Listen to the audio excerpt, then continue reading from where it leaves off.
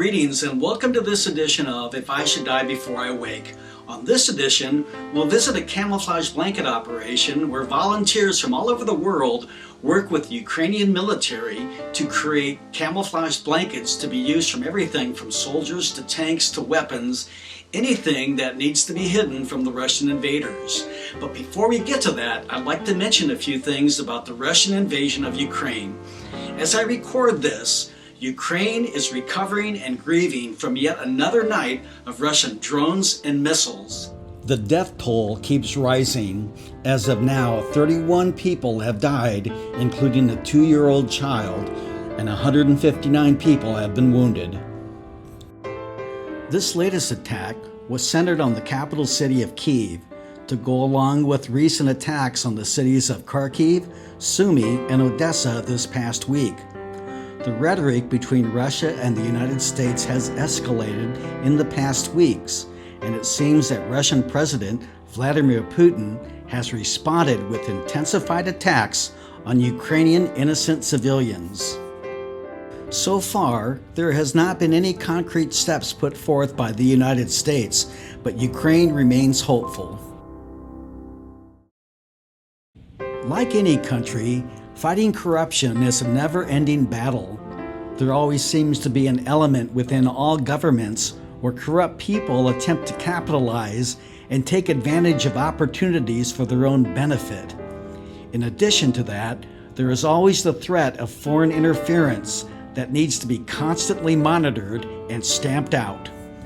Countries formerly of the Soviet Union have an even greater challenge, since they existed for decades in a Soviet government steeped in deceit and corruption. Even after the breakup of the Soviet Union in 1991, that former Soviet culture of corruption was so embedded within the newly independent democratic countries, it has been a Herculean task constantly for newly elected governments to uproot and eliminate. Like many of the former Soviet countries, Ukraine has suffered from corrupt politicians from different sides of the political spectrum, as well as criminal bosses, oligarchs, who have infiltrated police, political parties, and industries to gain power. In July of 2025, the Ukrainian parliament passed legislation that brought 2 anti-corruption agencies, the NABU and the SAPO, under the umbrella of the president's administration, stripping them of their independence. Ideally, the independence of these 2 groups is what made them effective to operate without government interference or influence. President Zelensky signed the bill amidst public outcry defending it by alleging there was Russian interference within both agencies.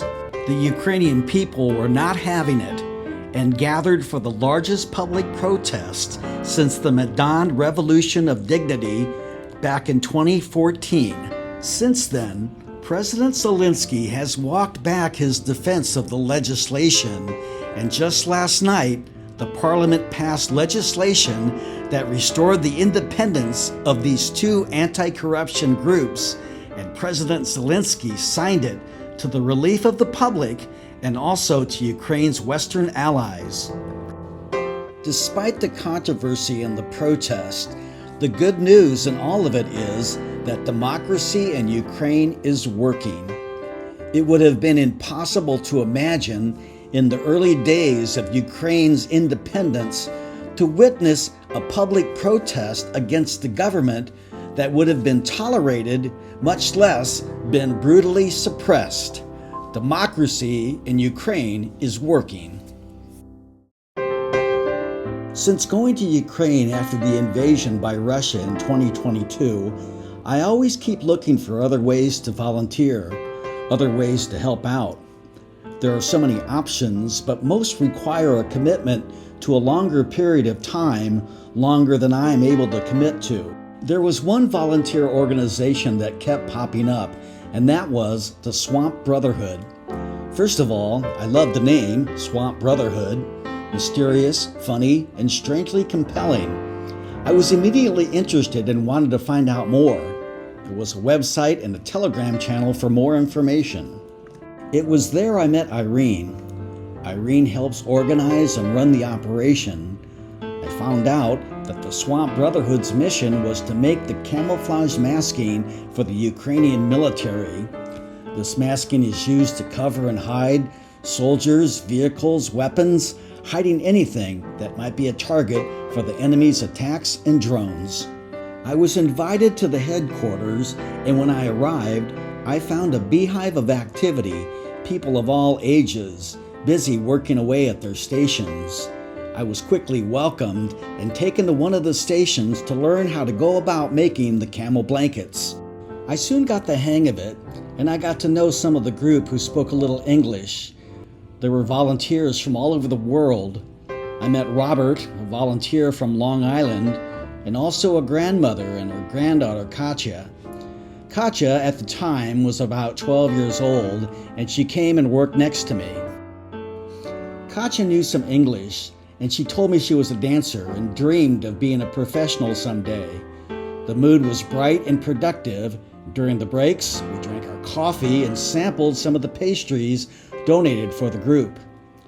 At the end of that first day, we took a big group photo, and I left with the promise of returning the next day. Since then, every time I return to Ukraine, I make it a point to go back and volunteer. The organization is now called Dieva Hromada Kyeva. I just call it the Camel Group. Sometimes there are air raids while we are working, and the group is required to stop as the building is closed, and everyone must leave the site. Most go to the subway during the air raids. Sometimes the air raids are over relatively soon, but sometimes they are not. Language is never too big of a barrier. It's always good to see familiar faces. This last June, I talked with Katya's grandmother again, and she told me Katya's doing quite well and finding all sorts of success as a beautiful dancer. She showed me videos and photos of Katya. She's so proud of her. As I was working on this video, I received a message from Katya, and she shared some of the elegant and beautiful dancing photos of hers. Katya is another example of the courage, beauty, and perseverance of all Ukrainians. Ukrainians can find beauty and strength everywhere, even in the midst of war. I hope you have enjoyed this edition of If I Should Die Before I Wake. If you would like to find out more about our missions to Ukraine, and if you would like to donate to keep our missions going, please scan the QR code or email me at jkirby1@me.com. And as always, Slava Ukraini, Heroям Slava, glory to Ukraine, glory to the heroes.